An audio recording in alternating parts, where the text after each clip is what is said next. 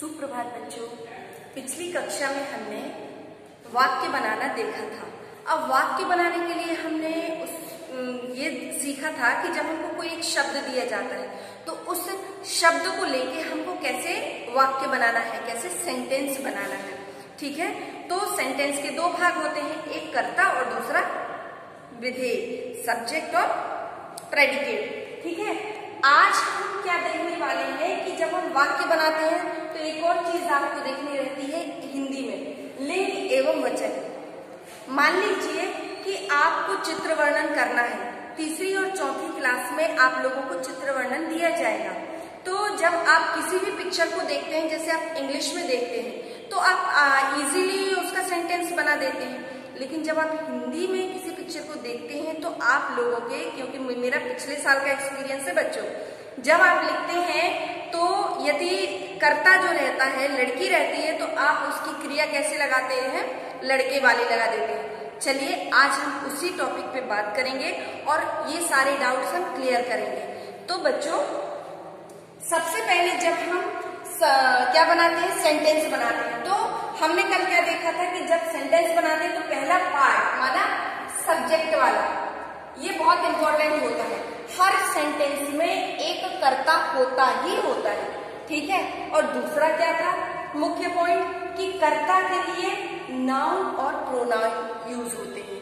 आपको बताया था ना कि जो वाक्य में जो कर्ता रहते हैं, जो सब्जेक्ट रहते हैं, किसी का नाम हो, ही, शी, इट इत्यादि, तो ये सब क्या कहलाते हैं, ये नाउन या प्रोनाउन में रहते हैं। ठीक है, या तो किसी का नाम रहेगा या सर्वनाम रहेगा।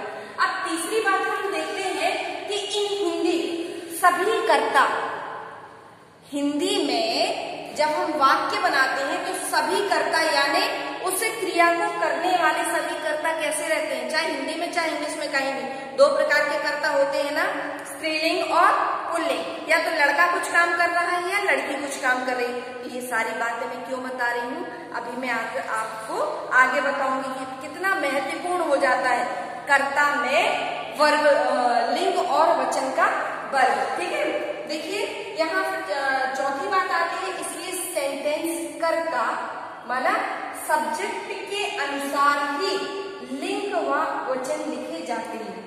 तो जब सेंटेंस में कर्ता होगा, लड़की होगी या लड़का होगा, तो उसके अनुसार क्या हो जाएगा, बाकी के सेंटेंस में उसका लिंग और वचन लिखे जाएंगे। कैसे, चलिए हम देखते हैं। देखिए बच्चों, यहाँ पर मैंने कॉलम बनाए हुए हैं पुल्लिंग और स्त्रीलिंग के लिए, कैसे वाक्य इफेक्ट करते हैं जेंडर के उस पर। तो हम पहला वाक्य देखते हैं पुल्लिंग में, रोहन। अब आप जानते हैं कि रोहन किसका नाम है, बताइए जरा, लड़की का नाम रहता है या लड़के का नाम रहता है, लड़के का नाम रहता है। ठीक है, अब देखिए रोहन कूद रहा है, कूदना माना जंप। अब हम इसको ऐसे क्यों नहीं लिख रहे हैं कि रोहन कूद रही है, ऐसे लिख सकते हैं ना, ऐसे आप लोग लिखते हैं थर्ड और फोर्थ में। पिछले साल का मेरा एक्सपीरियंस है कि कहीं कहीं पे आप लोग क्या करते हैं कि कर्ता क्या रहता है, मेल में रहता है यानी मैस्कुलाइन जेंडर में रहता है, लेकिन आप क्रिया कौन सी लगा देते हैं, फेमिनाइन जेंडर की। तो आज हम इस बात पर भी मुख्य रूप से फोकस करेंगे कि जिस प्रकार का आपका कर्ता होगा, यानी जिस प्रकार से सेंटेंस में आपका सब्जेक्ट होगा, मेल होगा, तो क्रिया भी यहाँ पर मेल ही लिखी जाएगी। और यहाँ पर अगर फीमेल क्रिया होगी, यहाँ पर देखिए बच्चों मैंने लिखा हुआ है रीना, हमको सेंटेंस यही लिखना है, रोहन कूद रहा है। अब रीना किसका नाम है, लड़की का नाम है, तो लड़की कूद रही है लिखूं कि लड़की कूद रहा है, थोड़ा सा सोचिए आप, लड़की कूद रहा है, करेक्ट है, करेक्ट है, नहीं है ना, लड़की कूद रही है, रीना कूद रही है। समझ में आया ना बच्चों। तो कर्ता जो रहता है, जो सब्जेक्ट रहता है वाक्य का, वो इस प्रकार से क्रिया को इफेक्ट करता है, यानी वर्ब को इफेक्ट करता है। हमारा हम सेंटेंस तो कंप्लीट बनाना देख लेते हैं, मुझे पता है आप लोग बहुत होशियार हैं, लेकिन जहां पर आपको कुछ डाउट होता है, थोड़ा सा यहाँ पर आप लोगों ने पिछले साल थोड़ी सी गलतियां की थी, इसलिए मैंने ये टॉपिक लिया है बच्चों। तो कर्ता के अनुसार आपको क्रिया चेंज करनी है, बस थोड़ा सा है, बाकी और कुछ नहीं। नेक्स्ट हम देखते हैं सर्वनाम में। यहाँ देखिए रोहन कूद रहा है, हमने किसी का नाम लिया था। अब आज हम देखेंगे कि वह जीन्स पहनता है। कौन पहनता है? लड़का के लिए हो रहा ना वह। अब हम इंग्लिश में तो इजीली पता लगा लेते हैं कि लड़की के लिए बोल रहे हैं तो हम बोलते हैं she is a good girl, और लड़के के लिए बोलते हैं तो he is a good boy. He she से हमें पता चल जाता है, लेकिन हिंदी एक ऐसी भाषा है जहां पर वह का प्रयोग लड़की के लिए भी वह होगा और लड़के के लिए। वो कैसे पता चलेगा? हम कैसे आइडेंटिफाई करेंगे कि यहाँ पर लड़की के लिए वह वाला यूज हो रहा है या लड़की के लिए? क्रिया से। ठीक है, तो यहाँ पर देखिए कौन सी है क्रिया, वर्ब कौन सा है? वह जीन्स, वह हो गया सर्वनाम, जीन्स हो गया नाउन। पहनता है, पहनना माना हो गई वर्ब, क्रिया। अब हम यहाँ से पहचानेंगे कि यहाँ पर किसके लिए बात? पहनता, लड़का हो गया ना। अगर यहाँ पर पहनती है तो लड़की हो जाती है। ठीक है ना बच्चों? तो क्रिया इस तरह से आपको ध्यान में रखना है, कर्ता के अनुसार क्रिया बदल जाती है।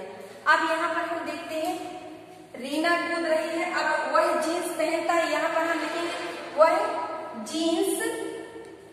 जीन्स तो लड़का भी पहनते हैं, लड़की भी, लेकिन कहां पर चेंज होगा?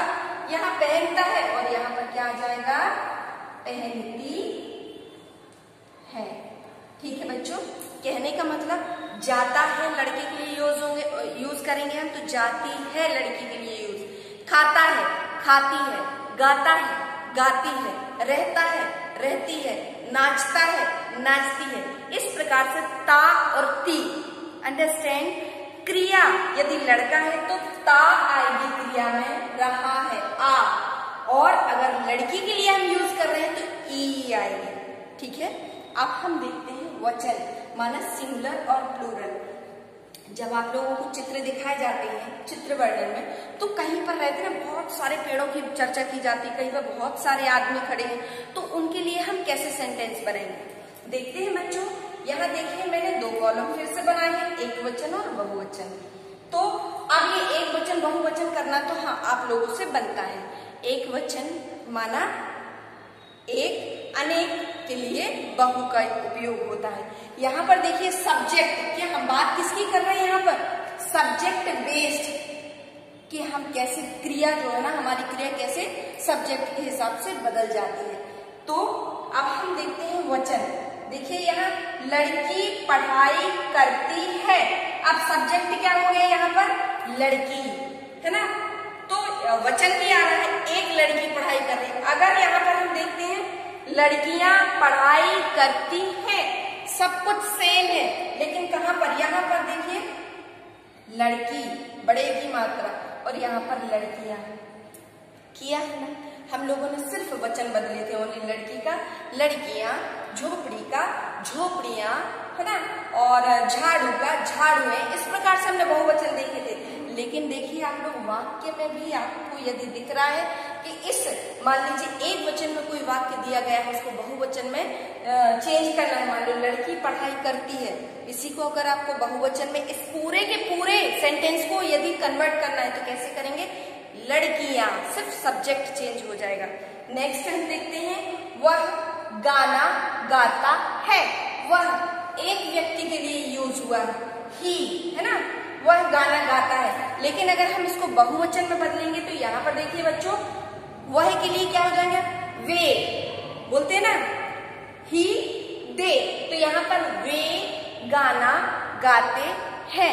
अब मैं आपको वर्कशीट में और बहुत सारे इस प्रकार के सेंटेंस दूंगी, जिसमें मैं सब्जेक्ट के हिसाब सब्जेक्ट दूंगी, आपको वर्ब बदलना है। तो इस प्रकार से आपका अभ्यास भी हो जाएगा। अगर इस दौरान आपको किसी प्रकार की कोई कठिनाई आती है, कोई समस्या होती है, तो आप मेरे पर्सनल नंबर पे मुझे व्हाट्सएप करें या किसी भी माध्यम से मुझसे सवाल जवाब करें। मिलते हैं हम फिर नेक्स्ट वीडियो में, तब तक के लिए नमस्कार।